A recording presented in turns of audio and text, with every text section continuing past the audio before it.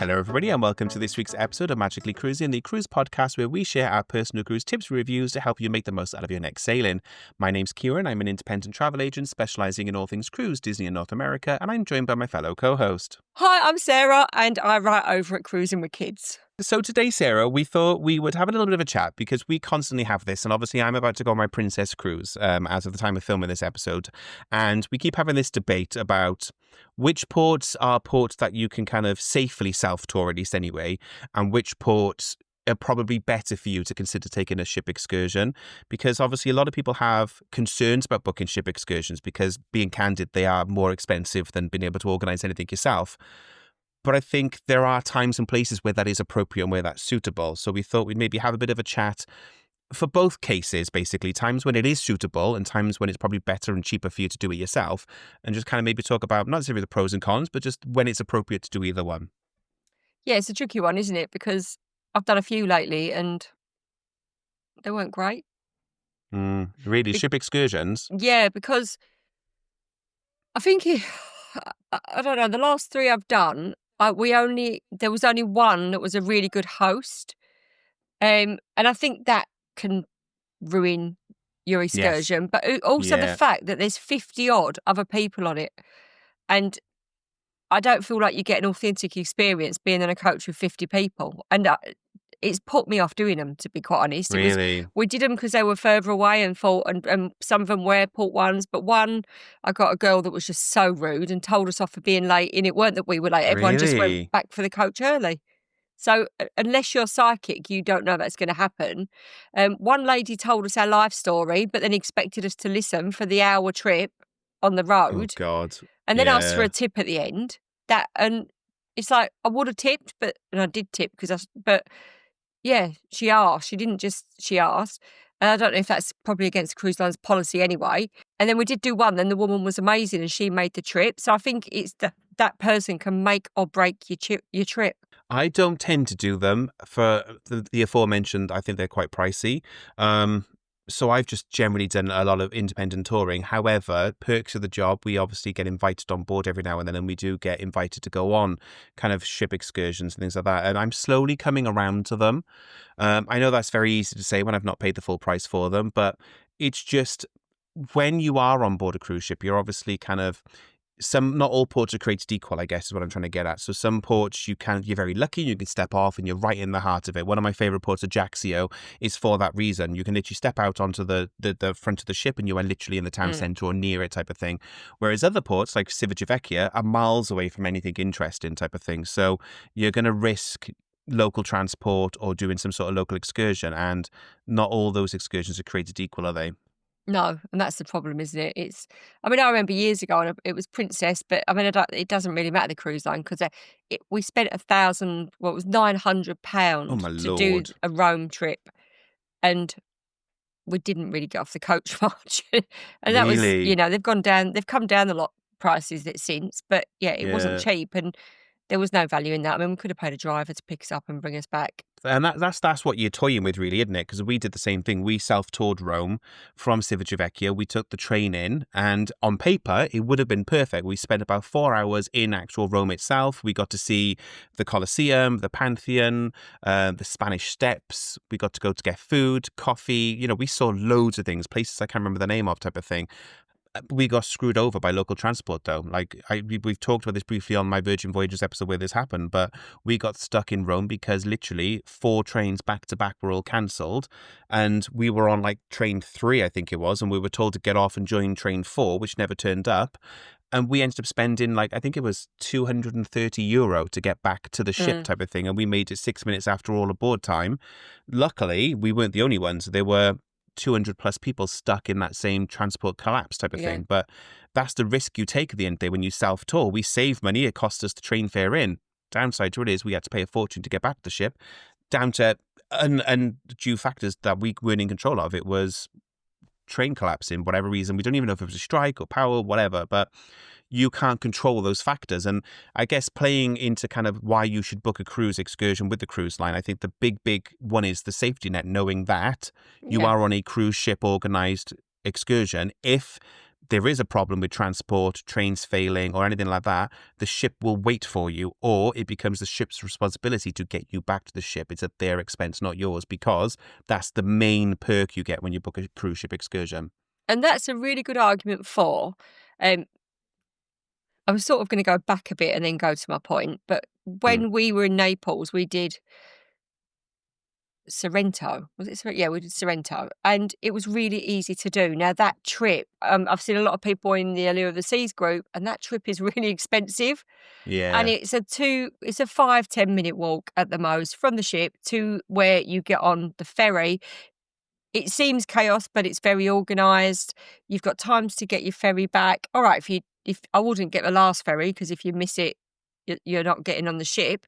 But that was also easy. But then for places like Rome, where you've got further to go, I think there's a big argument for doing the Rome on your own tours. I think cruise lines are picking up that not everybody wants to be on a coach with 50 other people 100%. and go to the guide's friend's gift shop. And that's what I've found on every trip I've been on, that I'm ended up herding you. I hate gift shops. Like, if I go to a gift shop, I want a little unique, I don't want a tacky one. I want a nice little homemade. They don't send you to them. They're going in to try the limoncello or the rum or the whatever country you're in a packed shop with 5 other coaches of people. And I think if you do the on your own trip, there's, you can do that. I mean, we did Drac Caves on Oasis in October, and they took us to this pearl shop. Really? And I thought, right, they okay. tour a penny everywhere in the world, didn't they? Like, did they pick your own pearl? It was a boutique, and I thought, right, okay. And there was lots of Americans on the trip. I'll buy, because I've got my Tiffany bracelets. I thought there's a pearl one that I really wanted, and I thought there was a Tiffany shop on the ship, so I was going to treat myself to this pearl bracelet. Anyway, they didn't have it, so I thought, I'll get a bracelet in that shop. And this is that same story. People don't like selling stuff to me. They blanked me. They blanked me. There was Americans, and sorry, but obviously all you lovely American people, you must spend more than English. Yeah. And they were all getting served. They blanked me. I would have spent £300 on a bracelet, and nobody spoke to me. And I ended up, we had to go and get back on the coach, so I left. So, but, that to me was a complete waste of an hour. Yeah. Do you know what? I need to go on a cruise with you, because one of two things is going to happen. Either you're going to get sold everything because apparently you have a welcoming face, or I'm going to get left alone finally because I get harassed constantly. I must look like I've got a lot of money, but I go on holiday in Primark t-shirts. So how I get clocked as having money is a mystery to me. They must have a real resting bitch face, because nobody wants to sell to me. And honestly, I wanted to buy a bracelet. I went to 4 different counters looking. Chris is like, give up. They're not going to come over to you. Literally, I get harassed the second I go near a shop. You don't have to be in the vicinity. I just got to walk past. We must have money. I'm like, trust me, I don't. Just leave me alone. Maybe it's because I'm ginger. I don't know. People just don't want to talk to me. Yes, if you ever want to go on a cruise and not be spoke to, I'll go with you. Honestly, I'm willing to pay for you to come with me so I can just shop in peace. I don't want to go in there, no. Honestly. But yeah, so that's the prime thing again of being taken into a gift shop, that they don't even want to sell anything to you. So what a waste of money that was of my tour. But I think if you do the on your own, they take you there. You can do what you want, like with Rome, but you've got the safety net that you can get back to the ship. And so when the Virgin situation, basically, because we booked onto that cruise so late, that unfortunately wasn't available. What my counter argument to that was, I was really annoyed that there was maybe 1 or 2 coaches, so maybe 100 people could have done that one excursion. And as you say, they could have filled 50 coaches, I reckon, easily, if it was an option to get on the coach and be dropped off by the Colosseum, for example, and then make your way back to the Colosseum at, say, 5 p.m. to get back to the ship. They probably would have sold 50 coaches full of that time. 50, that's probably a lot of guess, actually. Probably could have sold 20-30 coaches of that, of people who would have been willing to do that. I know that's probably why they don't want to do it, because from an environmental point of view, it doesn't give them good optics of putting on that many coaches and so on and so forth. But it just, the counter argument was they were stuck in port for 3 hours waiting for people to get there. Royal Caribbean do it, and I think it's very good in Celebrity. They do the on your own trips. It's feedback I gave Virgin if you need to do more of it, because it's a funny thing, because when they launched, they were really good. They were offering free coaches. So when we went to Marseille, for example, we had a free coach from the port into the town centre. And when it's a situation like that, where it's the port is in a really like remote area, they tend to put them on. I get with Civitavecchia why they don't, because it is so far. It's the same with Piraeus into city centre Athens. Again, they are a bit further and it's not quite as if the immediate area is badly connected. Whereas the Marseille port, I'm pretty sure it's a military base, is it? Or a container port off the top of my head. So I'm wondering if it's because of something like that, there's nothing 4 miles to walk. Yeah, maybe, because there was one recently, I can't remember which one it was, and you had to get on the transport. So then they have to provide it because you're not allowed to walk in the port. So what ports would you say, right? So if we were talking about, I don't know, the Med, what ports would you say you would choose to just walk off?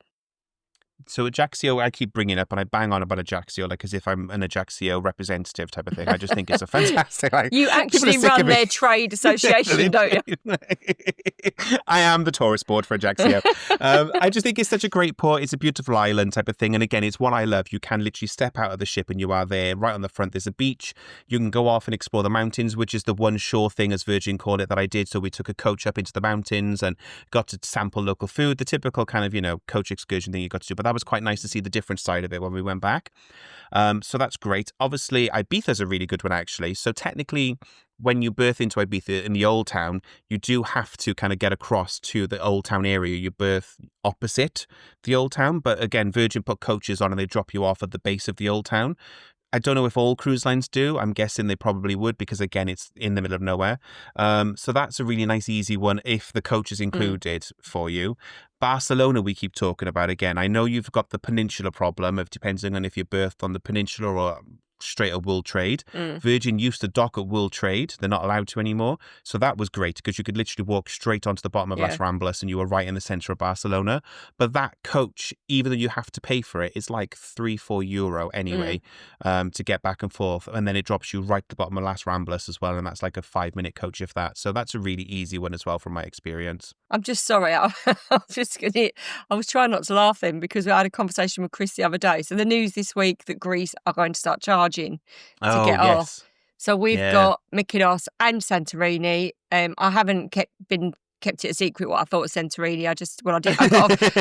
I got off and got back on. And do you know what? I watched, if anybody's going to do Santorini, watch Laura's video, Cruise Lifestyle, because I've watched it a few times, trying to get my head round, right, I'm going to do this. Because I've seriously got Santorini fear now.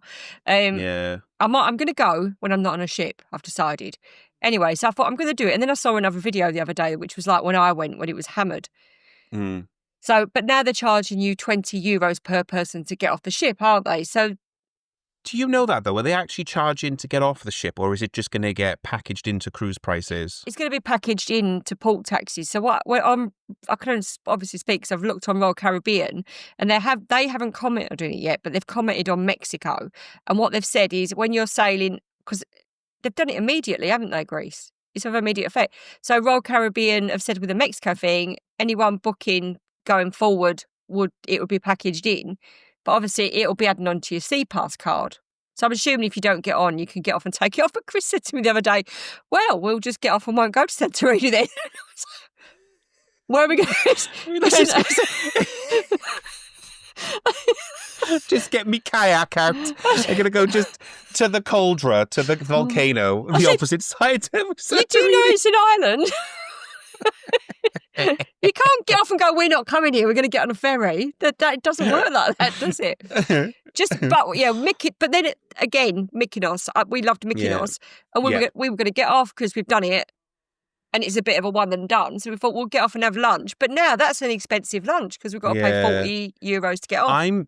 I haven't seen any news. None of the cruise lines have communicated with us what they're doing, but I'm pretty sure it's just going to be baked into the cruise price. And I think, as you say, those people who are currently booked are probably going to be grandfathered in because the last thing cruise lines are going to do is go around chasing £20 off everybody who's booked. But I think moving forward, it's just going to be baked in because we see it as an agent anyway. We see the cruise fare and then the port fees and taxes. So I just think those port fees and taxes are going to go up and the cruise price is going to go up. That's my take on it, at least anyway. But I've not heard anything from cruise lines about how they're going to manage it moving forward because I think they just don't want the bad PR about it. Well, when you look at Mexico, though, which is only 5, isn't it? But Royal have said on their Mexico thing, because obviously they've not made a statement about this year, it'll just go on your SeaPass card. So do you not think that will happen? Have they? Yeah. For Mexico, it says it will just be loaded onto your card. So I said, well, Santorini, I'll use that as a day to have a chill and we'll just go to guest services and get it taken off. But Mykonos, the shame of it is, obviously the ship pays to dock. Yes. So the government's added this tax, but who is it going to affect? Yeah. Well, so going to the Caribbean example then, and I think why maybe Royal are going to charge the individuals is because there's a political situation in the Mexico and the Bahamas, because basically they know they've got a captive audience, Nassau especially, and we were going to do this episode, and we were like, let's get a bit more information before we really commit to it. And then I'm like, we're going to commit to it. We're going to commit to it now. But basically, from my take on it, what I've understood about it is basically like Nassau, the Bahamas, they basically want to charge more per person for everyone who's docking in the Bahamas. They're charging a tax on it because in their eyes, they're not making enough money back from the cruise lines for giving up the islands and all that type of stuff where all these resorts are. So I feel like that's the reason why Royal Caribbean, Disney, for example, even Carnival now have created more islands. NCL have announced they're going to put more money into their private island, because if they're going to pay the port fees and taxes and absorb it into your cruise fare, at least they're going to make more money off you if you're going to be staying in Royal Caribbean's private island, or in the case of Perfect Day Mexico and what's the new one they've called it? I forgot the name of it. Royal Beach, is it, in Nassau?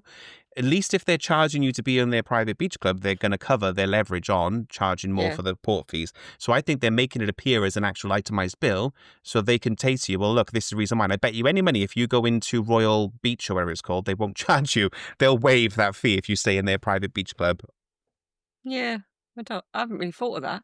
But I just think in Mykonos, like, I'm not going to go out and spend €100 on lunch now when it's cost me £40 to get off, or €40. It's a bit of a tricky one, isn't it? So I think the locals will be the ones that suffer.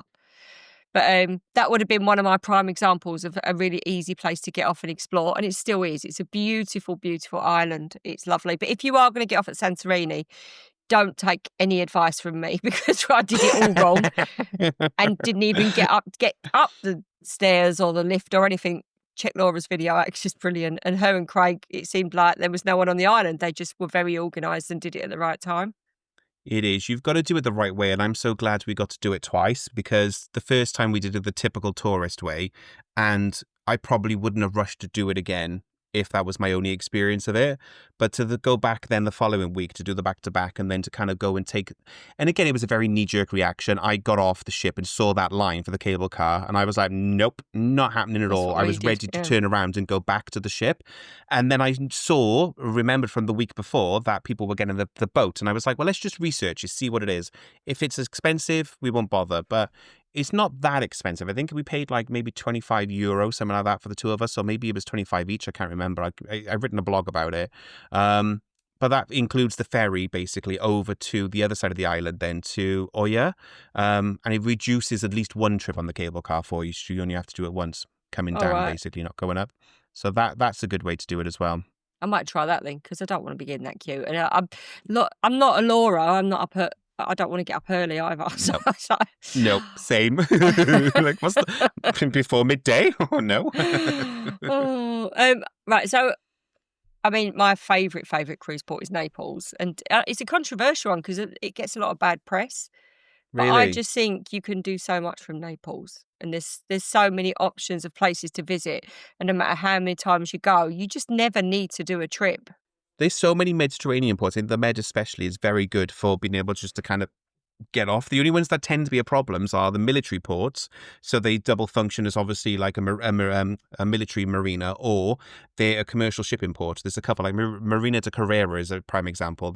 You've got to get a coach to the actual town centre. And again, the town centre doesn't have a lot going for it. So, there are certain ports like that whereby probably you're going to end up doing a shore excursion or paying to go off and do something further on. I know on our next cruise with Princess, the one port, Malaga, apparently is really easy. Apparently you could just walk off straight around the town centre. There's loads of bars and restaurants where the ship docks straight away. And is it Cadiz, I want to say? I've never been to any of these ports, so they're all new ports to me. But I believe Cadiz equally as well. You can go on to, and I'm just going to log into my itinerary because I can never remember what it is. I think it's Vigo, which I want to do, but it's too far. It's this risk, basically, after being stuck and almost missing the ship in Rome. It's made me really hesitant about committing to this, so bear with. Vigo, I'm thinking of. So you dock in Vigo.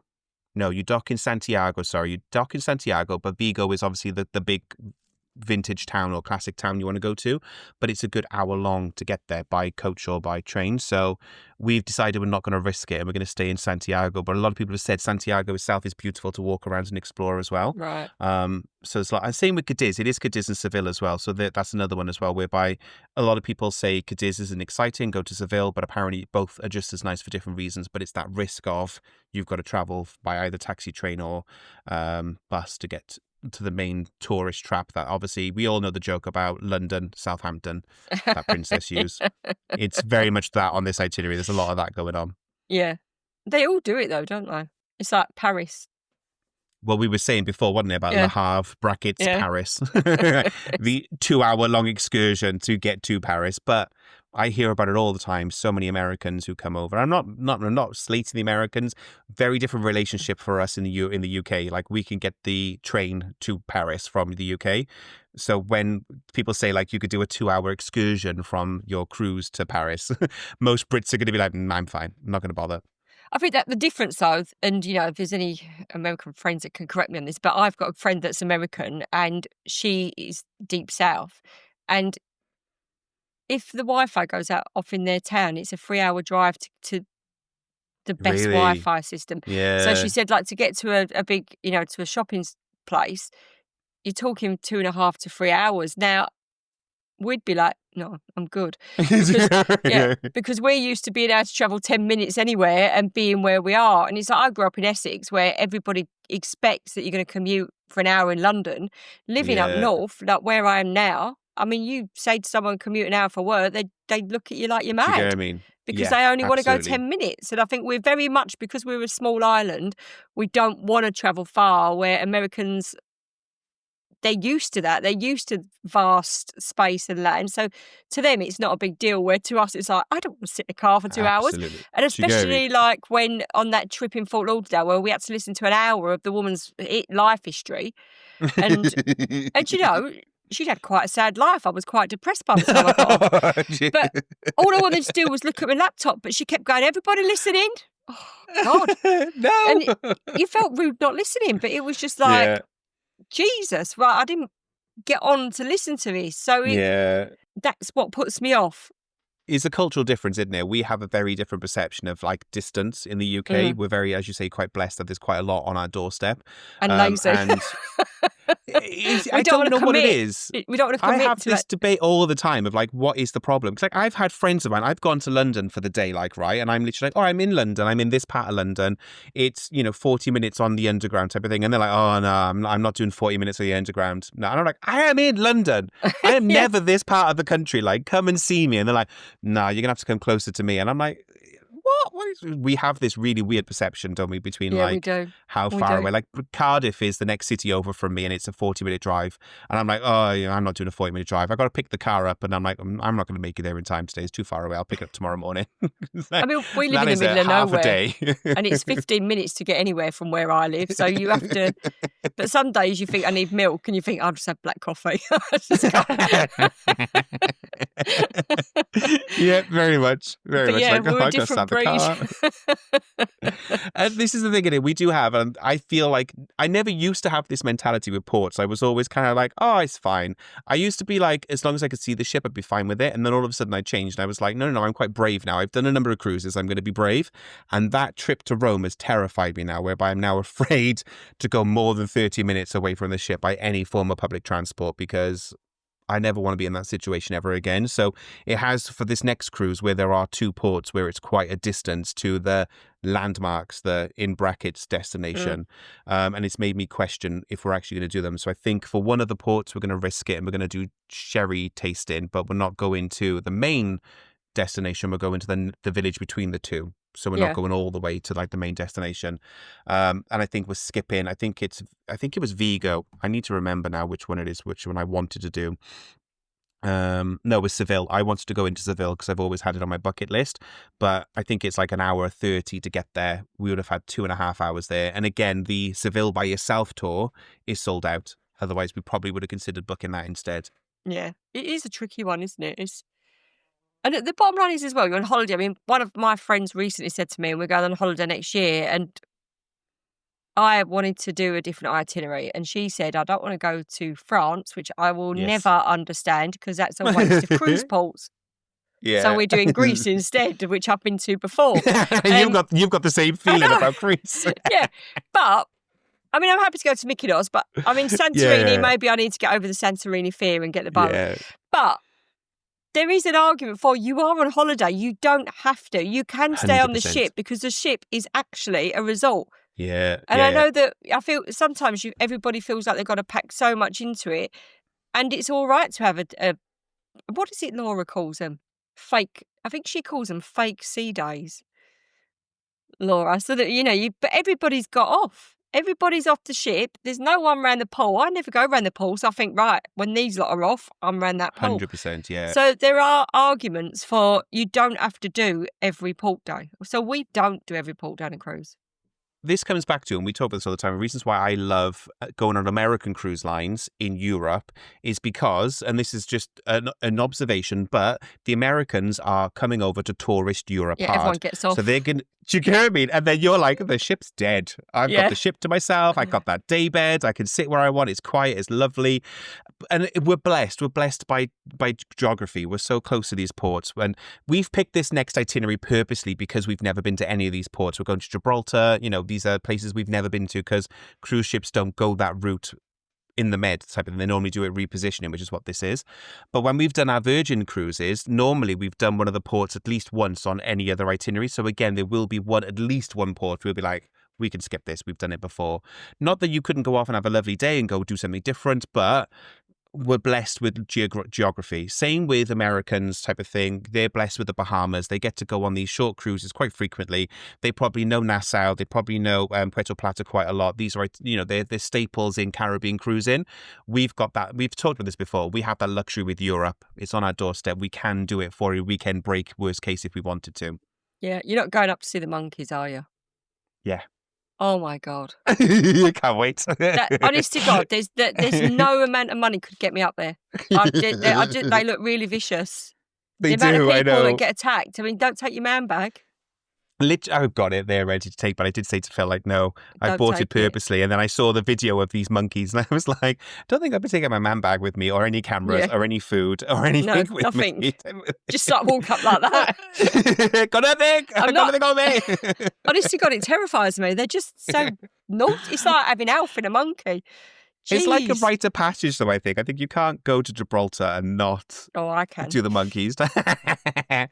We'll see. You know my track record with things like this at the end of the day. We could be going to Marks and Spencer's and that could be at the height of our trip to Gibraltar. So, we'll see. But Phil apparently is booking all the excursions, he said. So we'll see if we end up there. I just can't. Oh, they just terrify me.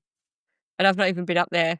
They're really bad if they can see you've got something. So they do look for like bags, satchels, snacks, pockets, and they will try to get things out of it. And this is this whole over tourism conversation. The monkeys have just learned what to look for now. They know which people have they what mock in their people, pockets. don't they? They can pickpocket and everything. I mean, Jack's diabetic, so he has to carry food. So he is. I bet they look for a diabetic person and think target because. I mean, they can smell the insulin. Yeah, they can smell the insulin. He's type 1. He has a pod on. I mean, can you imagine if they nicked his pod off him or something? No. No.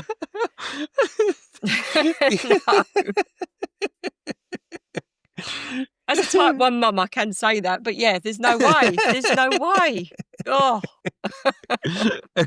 Well, I'm sure you'll hear all about it because I think we're going to film the podcast after we've been to Gibraltar. So you'll hear all about whether or not I've got any hair left because I've got a monkey stuck in my hair. I know someone that was mugged by a fox. You can't trust animals.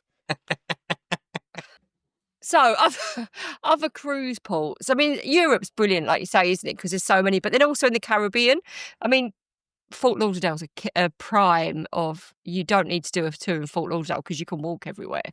Well, Key West is one. We've obviously done our whole episode on Key West, but Key West is another fantastic, like literally you couldn't be closer to the downtown area if you wanted to kind of go off and explore. So I think Key West is another fantastic example of a port whereby, and don't get me wrong, with all of these, with every single destination, you can also get excursions. You can go off and probably see manatees and see sea turtles, and you could probably go off kayaking in the there's a posh word for the swamp, but it's not quite the swamp, but they make it sound nicer than it actually is. The mangroves.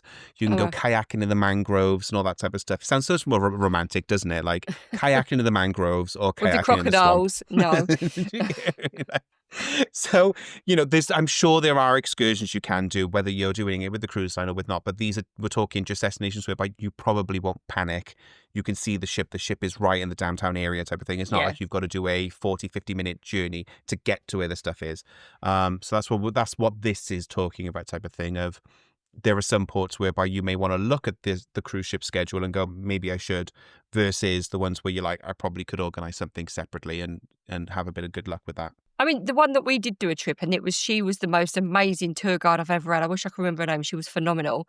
Was the Everglades. Now, I'd never do that on my own because I'd never restrained. Yeah. And I mean, my phobia of crocodiles and alligators, and they do both live there. And I did it, and I went in a boat, and I felt like possibly I could die that day. And I felt ill. I tried not to get on the boat, but Chris made me.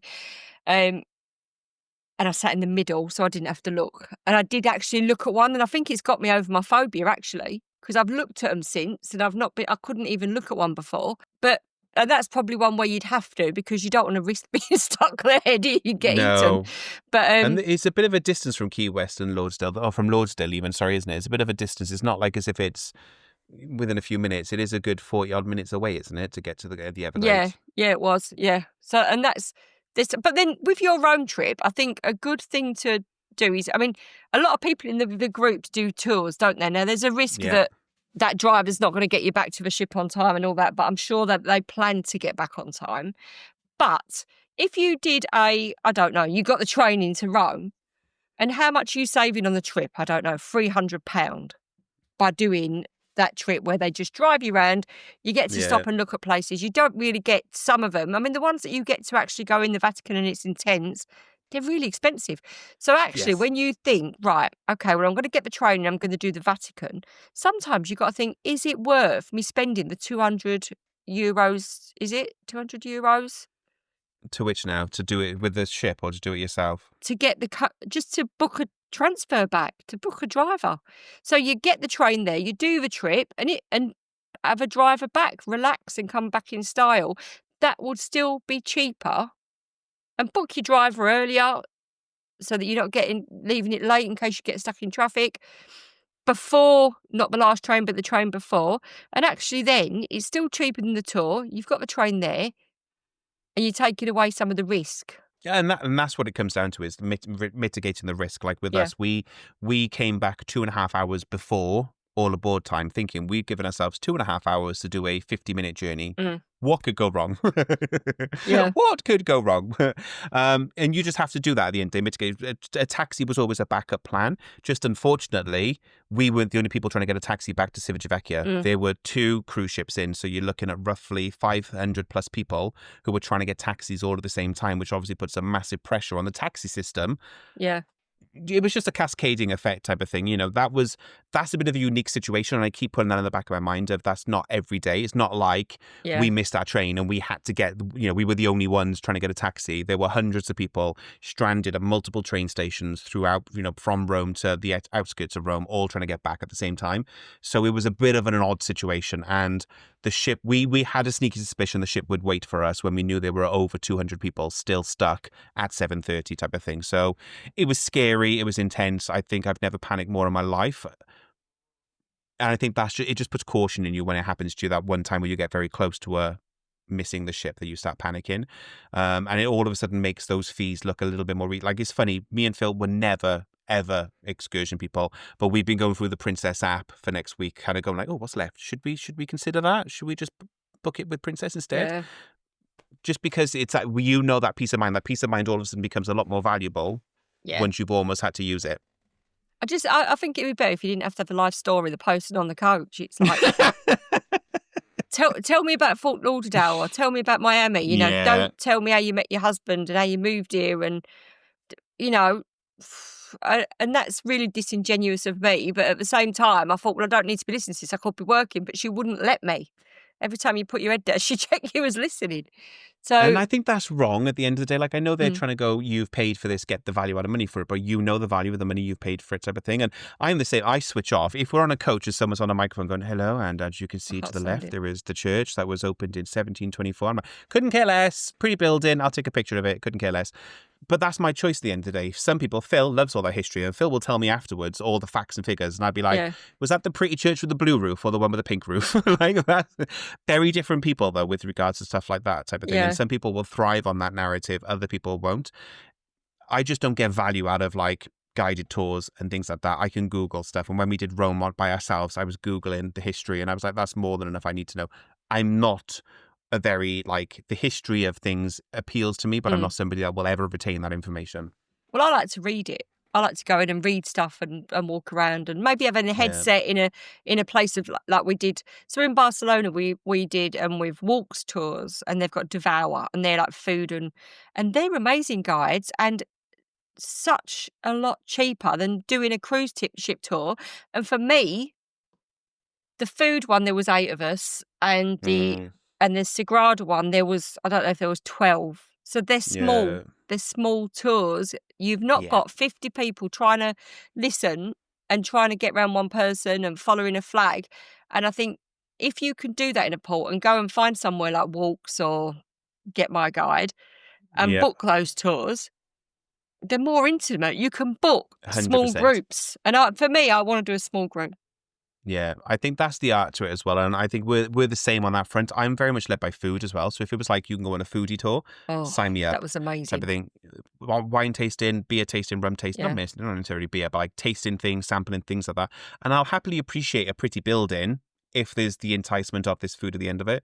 They're just not very common. A lot of the tours are like, let's go look at 17 buildings for the day and learn about the history of it. And I'm like, I'm not interested. I need a little bit more influence than that. You want to do a Devour. So we got ours gifted, disclaimer. Is this the one you did in Barcelona? Yeah, it was Barcelona. And Right. the guy that did it, Luke, he was South African, living in Barcelona, lived there for years.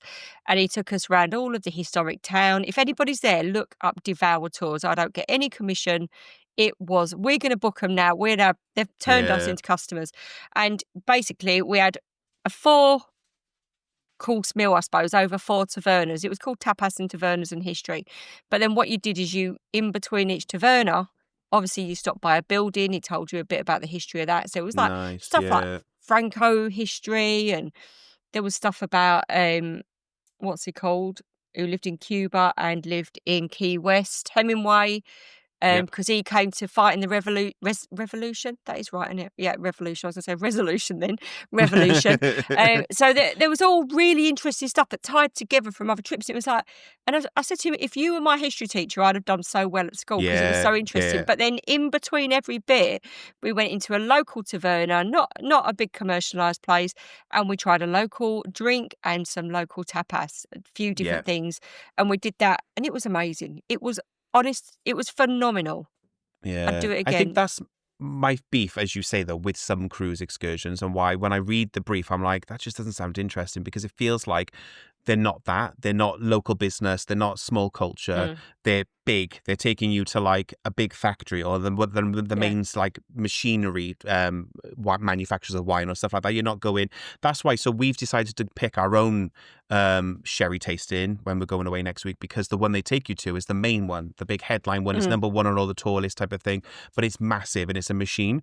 We've gone and picked a smaller one that's a bit more boutique. We saw it actually on a TV show, which is why we're like, oh, we'll do that one instead.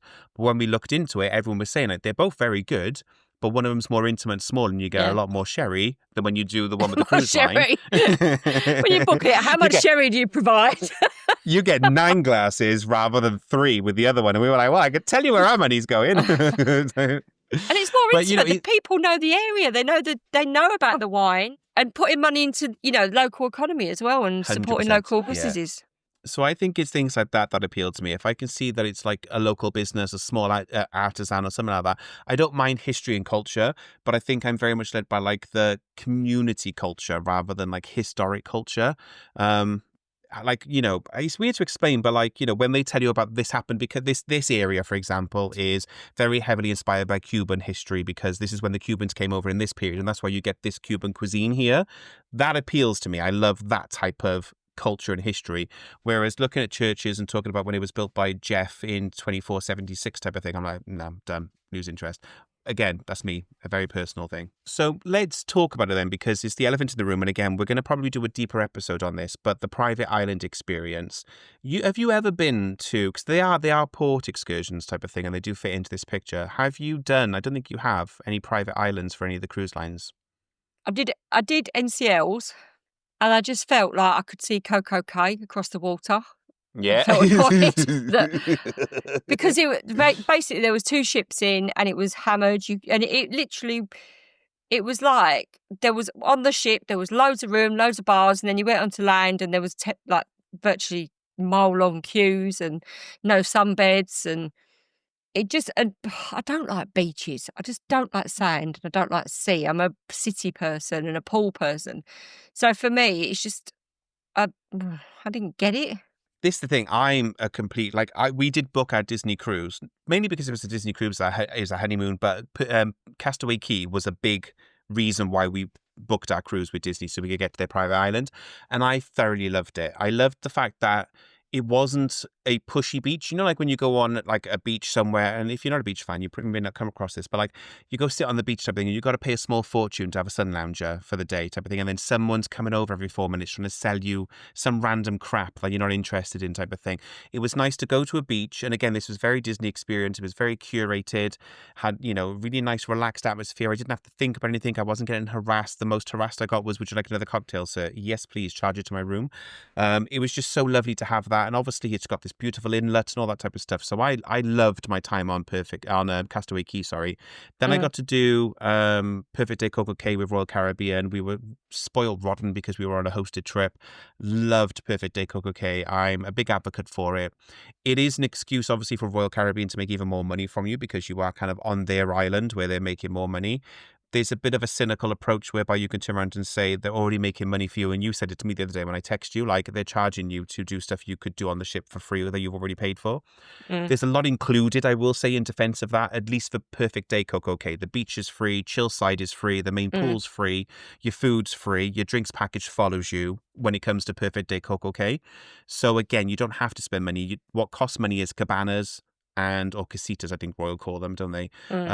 And the Thrill Island, the water park, And the zip Hideaway lines and Beach, things like that. they charge for that, Mm? don't they? Is it Hideaway Beach they charge The for? adult only beach, I think they charge for, and also their beach club they've got, which is part of the suites area. That's also charged if you want a day pass, which, like I say, we were invited in and it was lovely. I've also done Bimini Beach Club with Virgin, so it's technically available to other people on other days, but just on a Virgin Voyages cruise that goes to Bimini, the beach club's included as part of your Virgin Voyages cruise. And again, love my time there. Your bar tab follows you onto land, the food's included, and the beach access is included, and it's got a beautiful beach type of thing. I love that because it's very curated and it's very much kind of an extension of that cruise bubble. What worries me is this new trend now where Royal are pioneering it and pushing forward with it, whereby they're now introducing Perfect Day Mexico, and they're also introducing Royal Beach Club. And I think, did I share the prices with you the other day of how much they're charging for Royal Beach Club? And I'm like, that's not.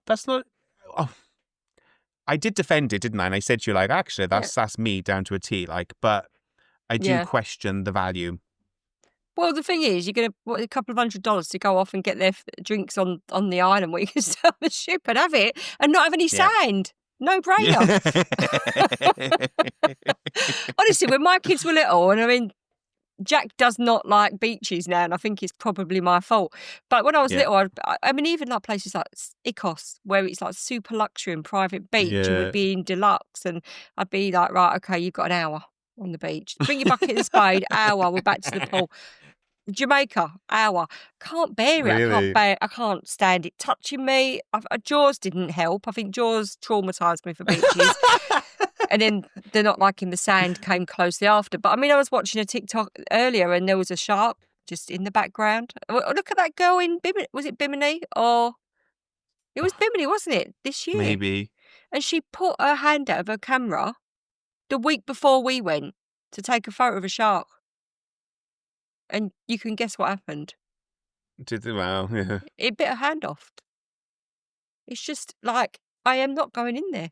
So yeah, that it's much safer at the pool. You and Phil would get on holiday because Phil's Yeah. the same. Like, I have to drag him to the beach for the novelty factor because he hates sand, he hates beach, he hates the Yeah, sun, I am. he I'm hates like water the beach parks. Like, Grinch. Me and Phil would be like, "You go, Kieran. We'll see you later." I'll be in the lazy river going around again, like, hi, back again. Yeah, we'd be there with our cocktail on the ship. No one there. Yeah, no. Like, I'm the prime target audience, and I do think like Royal Beach. I haven't been to Nassau, so I don't know how I would feel about it. But my counter argument would be I would just spend that money at Atlantis, and I think that's where Royal's mentality is going. There are some people who would pay for a day pass to go to Atlantis. So if Right, people are yeah. paying to go to Atlantis for the day, why don't they make the money instead and charge you, like you say, to do what you're doing already, but you're doing it in Nassau on a curated beach that's part of the Royal experience. The difference with Royal Beach is your drinks package doesn't follow you, but your entry does include unlimited alcohol, and if you have a drinks package, you get a discounted entry to it. I guess as well, in their defence, there must be a massive cost to do this. Oh, yeah, they're spending billions or millions, definitely, get it on back all these somehow. resorts. Yeah. You've got to get it back somewhere. And I suppose it's that it's the new cruise audience that's gonna appeal to, isn't it? The ones that want to do the 3-day cruises, and I mean, was it you I was talking to, or was it someone else recently who said, like, if I see a cruise and it's got a private island, then I'd look for different itineraries because I want No, to it wasn't me. explore. But Yeah. whoever it was said, if I see a private island, they're like, I'm all over that. Me, probably. Yeah. Yeah. And so but then that's the world, isn't it? We've all got different tastes, and that's why. Yeah. It would definitely appeal to me. Like, I do worry about saying that. We were looking at a Disney 5-night that includes their 2 private islands, so it wouldn't put me off. But I think Disney's a bit different. I think you can't really go on a Disney cruise with the same mentality as going on a cruise. I know that's unfair to hold Disney in a different regard, but I kind of do. But it would appeal to me anyway. If they would turn around and say to me, there are certain private islands anyway. Bimini, I thoroughly loved my time in Bimini. Perfect Day Coco Cay, Disney's Castaway Cay. I've heard wonderful things about, I think, is Marine Key, is it? The MSC Island. I do want to go there. I've heard about that. A lot of people love it. Yeah, so I'm intrigued to go and try it type of thing. And if it was one of those, I would definitely go. Carnival's new island, Celebration Key, I want to say it's called, looks incredible. It's not finished yet, but that looks amazing. They've spent millions adding a whole new large pool and water resort. And now NCL have just announced as well, they're now investing heavily in building their own or upgrading. I don't know, I don't really follow NCL too heavily, but they're investing in a new private island destination in the Caribbean as well. So it's clear the way the industry's going. Every cruise line has now more than one at least. And there's nothing wrong with NCL's private island. I've just, if I'm honest, I probably wasn't going to enjoy it before I got there. I just don't like beaches. Like Chris had stayed on the ship to watch Burnley play because that was far more important to him that day. And I'd got off with my friend, and I got there and thought, I'm trudging through sand to try and find a sunbed, and the men kept going, no, this is reserved. Well, can I pay? No, it's reserved. So it just didn't feel very organised. No, I think this is with the difference whereby like Castaway Cay, Perfect Day, you wouldn't have that problem because there's multiple areas. You've got like the beachfront, there's thousands of sunbeds, more sunbeds than they need, but also you've got the main pool area as well. I could go back to, would you actually get off if you could just sit by the pool on the ship when it's empty? But you do have then like the main pool bar area type of thing that you could sit around. There's a quieter side of that as well as the livelier side. Same with Bimini as well. You can stay around the pool area. I went to the beach twice and went in the sea, and then I was like, I'm going back to the pool because the pool's nicer. I like the sea. I don't love the sea. So I'm in a similar camp to you, but I like sitting on a beach. I like the sound of the ocean, but I personally would spend more time in a pool. Yeah, definitely. Me too. And there's no one in the one on the ship because everyone's on the beach. I'm a theme park nerd though. Like, stick a giant pool or a giant water park or something like that, and I'm like, I'll be there grinning ear to ear type of thing. So, like I say, Perfect Day's ideal. Castaway Cay, Lookout Cay, the new Disney one, it appeals to me. Apparently it's meant to be stunning. So it's on my bucket list to get back on a Disney cruise in the Caribbean and do their new island because, like I say, it appeals to me. I love things like that. I mean, I loved Puerto Plata. Taino Bay. I loved that. I thought that was brilliant. But it's all focused around the pools. There is a beach, but it's all focused around big pool areas and cocktail bars, and they weren't in harassing you, and where in Mexico they were in your face. So I liked that. I think that's why Perfect Day will appeal to you because it's a bit of both. You can do the beach version, but you can also do the pool version. But yeah, mileage may vary type of thing. Well, like, once again, we've not kept It's to the been topic. carnage. Sorry, that is my fault because you did tell me and then I forgot. So, and broke the rules. Just made me own No, up. that's what makes the podcast so good, though. But I think I guess what we're trying to get across with this, in our own little roundabout way, is there is no right or wrong way to do a cruise terminal. It's about mitigating the risk. I think you've hit your nail on the head when you said earlier on is how comfortable are you to go off by yourself. I think we want to empower you to not be afraid to it, but have a look at how far away what you want to achieve is from the ship, and just keep that in mind. I now have a new rule that we're now keeping a contingency budget of money. Basically, we're keeping around about £200 spare for an emergency taxi, so that if we do take, like, so for this sherry tasting, that's what that's for. If the trains don't work and the trains fall down, I know I've got that £200 contingency to get a taxi back to the ship if I need to. And the tour finishes about 2 hours before all aboard time. So we're giving ourselves 2 hours to do a 40-minute train journey. Worst case scenario, we've got money to throw at it to kind of get back to the ship. And it's just try and do that. Don't be those people running to the ship last minute type of thing. Don't be afraid to self-explore, because you can save money. But when it's the right time, don't be afraid to either suck it up and pay for the cruise ship excursion, because that £200 you may end up spending, you could have had a nicer time doing it with the cruise ship and getting the tour of whatever up the mountains and doing wine tasting and all that type of stuff. That was the most on the fence statement I've ever read in my life. I know, it's what I pride myself on, though. I'll sit on the fence all the time. It is tough, though, isn't it? You can't really turn around to say to somebody, like, never ever do a cruise ship excursion. They're expensive, they're a rip-off. Because I personally don't believe that. I think in the right time and place, they are there for the right time and place. Yeah. But you can save a lot of money if you don't. So don't be afraid to not do it. Do it, yeah. Fab. So, Sarah, I know you've got a lot of guides of some of the ports you have been to. So, obviously, if anybody's looking for tips when sailing in the Med or the Caribbean, and you want to get tips on what to do, any particular guide you want to shout out that people should maybe look at? Yeah, I'll put a Naples one, and we've got a great Key West guide. I love my Key West guide, and Fort Lauderdale, because that's one of those that everybody just puts. They just throw everything that's on in Fort Lauderdale. It's not actually that helpful. So what I've done is I've wrote for those, like, what we did in a day and what's achievable. I think they're good guides when they're actually, this is what we actually did within the time you have in the port for a cruise or a pre-cruise stay type of thing. This is everything to do. Yeah, do you get what I mean? And you're like, oh, I'm none the wiser now because I've got 20 things and they're all miles away from each other type of thing. So I've done the same. I've written a Rome guide, basically, of what we did, a walking guide to Rome, assuming the trains happened on time.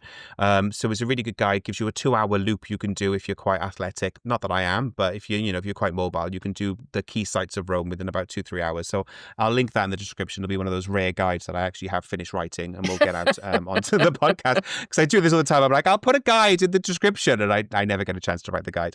But if anybody is ever interested as well in booking a holiday and you do want to get a bit of advice, so we can have that conversation with you about whether or not you risk it or you don't risk it type of thing, I'm more than happy to do that with you guys. You can find me online anywhere under magical-traveller.com, or all my socials are magical_TRVLR. It'll be too late by the time this episode comes out, but if you want to follow what I did on Princess, you can hunt me down and I'll show all the details of what I get up to on Princess. But same wise for you, Sarah, where can the guys find you online?